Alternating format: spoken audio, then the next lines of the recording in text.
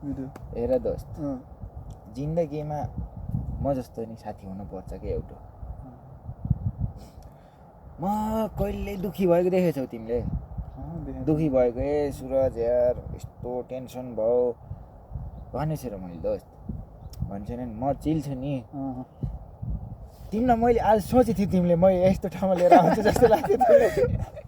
मलाई पनि थाहा थियो फेरि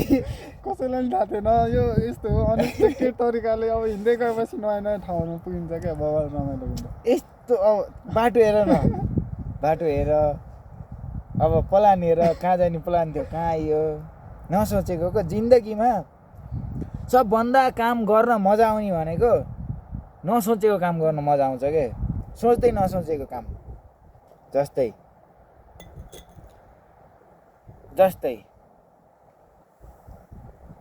आज हाम्रो फर इक्जाम्पल होइन आइयो गर्लफ्रेन्ड सलफ्रेन्ड छैनन् अब गर्लफ्रेन्ड भए अब लाने यसो छैनन् गिफ्ट दिन्थ्यो होला गिफ्ट दिएको दिन मैले पनि दिन्थेँ होला चक्लेट दिएको दिन चक्लेट दिन्थेँ होला न चक्लेट दिन पाएँ कसैलाई न पप्पी यस्तो नि यस्तो साउन्ड गर्न पाइएन कसैलाई कसलाई गर्ने बाटोमा हिँड्दै गरेकोलाई गर्ने नि मारिहाल्छ चप्पलले भन्छन् होला अब बनायो क्या अनि बाटोमा हिँड्नेलाई त्यस्तो गर्न भएन अलिअलि आफ्नो इज्जत नि हेर्न पर्यो सानैदेखि बाआमाले राम्रो सिकाए त्यही भएर गाइज है आज Valentine day everyone happy Valentine day हाम्रो गर्लफ्रेन्ड नभए पनि के गर्ने भ्यालेन्टाइन डे त भन्नै पर्यो तपाईँलाई होइन अब हामीलाई भोलि शिवरात्रि जय शम्भो शिवजी भेट भएको छ धेरै पछि भन्ने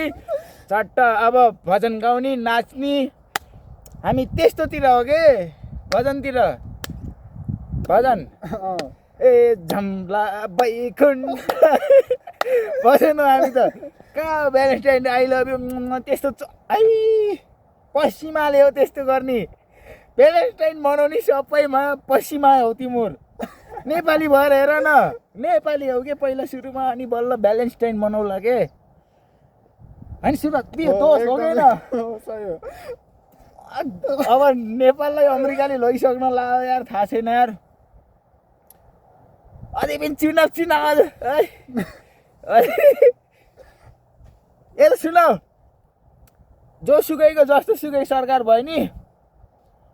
नेपाल सुध्रिनेवाला छैन कसरी भन फेरि अब तिमीहरूले कसरी भन्ने होला फेरि हाल है यो भिडियो कसरी भन्ने होला कमेन्टमा निकाली गर्ने होला गरौ नेपाल पहिला सुरुमा नेपाली सुध्रिया हो नेपाल सुध्रिनलाई गाँठे होइन सब झोले भैँसी अनि पहिला सुरुमा आफू सुध्रियाएको त्यो भोला खाएर कागज गाडीबाट फुत्त नफाल बाटोमा यहाँ राख यस्तो यहाँ खल्तीमा राख कहाँ हो तिम्रो पुग्न पर्ने डेस्टिनेसन त्यहाँ गएर त्यो फोहोर मलाई भनेको डब्बा त हुन्छ होला नि पढ्न त आउँछ होला अलि पढेको त छौ होला नि पहिला तिमी सुध्र नेपाली पहिला तिमी बुझेनौ म फेरि यहाँ जस्तो पाउ त्यस्तै ठाउँमा आएर चिच्चा भन्ने होला हेर यहाँ गौतम बुद्धको अगाडि आएर बोलेछु म गौतम बुद्ध नेपालमा जन्मिनु आएको उहाँ लुम्बिनीमा नि भारत आएर गौतम बुद्ध नेपालमा जन्मेको भनेको थिएँ ए यो तिम्रो नेपाली भएर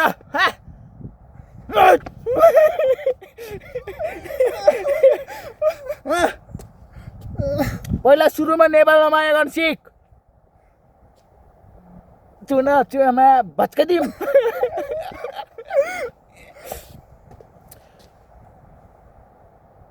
केपी ओलीलाई त्यो एउटा दिदीले शेरेको घरमा डढेको पैसा यताउता भन्दा केपीले उहाँ सबै एआई हो भन्दैछ दिदी तिमीले यस्तै लात्ताले हान्न पर्ने क्या मुखमा त्यसलाई यसरी भक्क माथि थियौ त दिदी तिमी त यहाँ माथि केपी ओली त तल थियो तपाईँको साइड यताउता म भापार म त्यो तपाईँको साइडमा यताउता भापार केपी ओली त्यहाँबाट होइन त्यो पनि एआई मेरो घर जलेर भ्रष्टाचार नगरेको तेरो घर जड्ने जाठा थाहा छैन म झापाली हुन पर्ने के म झापाली भयो फेरि झापाली त होइन म मेरै गाउँको ठिक छु हुन त म नेपाली हो म नेपाली भएको म गर्व गर्छु हो दिदी तपाईँलाई मैले चिनेको त छैन दिदीको तर तपाईँ दिदी हुनुहुन्छ मेरो आमाको उमेरको लगभग हुनुहुन्छ होला तपाईँले त्यो केपी ओलीले त्यो पैसा डढेको देखाएको सबै एआई हो भन्दा किन गर्दैन क्या दिदी तपाईँले त्यस्तो राम्रो आम्मा दिदी तपाईँलाई मेरो प्रणाम अपर्च्युनिटी सबैलाई अनि आउँदैन यो अनि दोस्त यार म भक्कै हानिदिन्थे हेर्नु दिदी हामी नि नेपाली हो हामीले नेपाललाई माया गर्न पाइन्छ पाइन्छ नै गर्ने हो के गर्ने हो हेर्नु दिदी मैले तपाईँलाई फेरि प्रणाम गरेँ तपाईँले राम्रो क्वेसन सोध्नु गएको त्यहाँ यस्तो जलेको आम्मा दिदी मन छोएको नि अनि अर्को एउटा बालेन शाह यहाँको होइन यहाँ त कसरी विकास गर्लान् रे अनि एउटा केटोले सोधेको अनि त्यो दिदी अर्को दिदीले फेरि साइडबाट बालेन नेपाली त हो नि ल ठिकै छ ल यिनीहरू नयाँ भनेछन् आछन् ल एकछिन यही कुरा गरौँ है यो पनि राख है आज नराखे नि पछि कुनै दिन राख है यिनीहरू नयाँ आछन् नयाँ शक्ति यताउता भनेछन्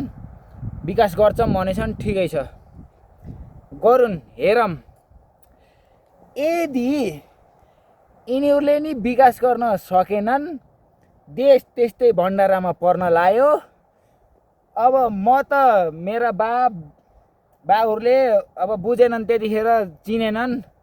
राजै ठिक थिए उतिखेर राजै ठिक थिए यिनीमा झ्याङ्नेहरूले राजा फाले नेपाललाई यस्तो खोक्रो बनाए त्यहाँपछि खोक्रै बनाइकन अनि यस्तो गरे सबै नराम्रो काम गरे त्यति गर्दा पनि ल यिनीहरूले गणतन्त्र ल्याए ल राजाको पालामा पनि ठिक छैन भने ल त्यो पनि ठिकै हो ल राजा फाले गणतन्त्र ल्याए विकास गर्नु चट्ट होइन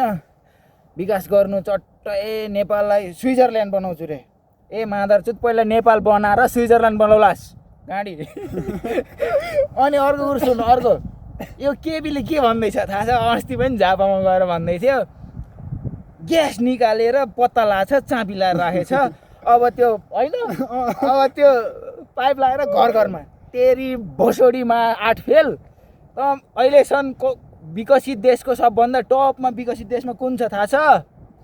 त्यो कन्ट्रीले पनि पाइपमा हालेर ग्यास घर घरमा पुर्याउन सके छैन जाँठा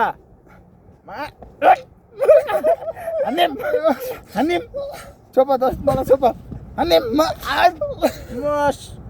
बडो अझ पाइपलाइन राम्रोसँग मेलन्चीको पानी काठमाडौँ झार्न सके छैन जाँठा ठुल्को जस छोपा दोस्त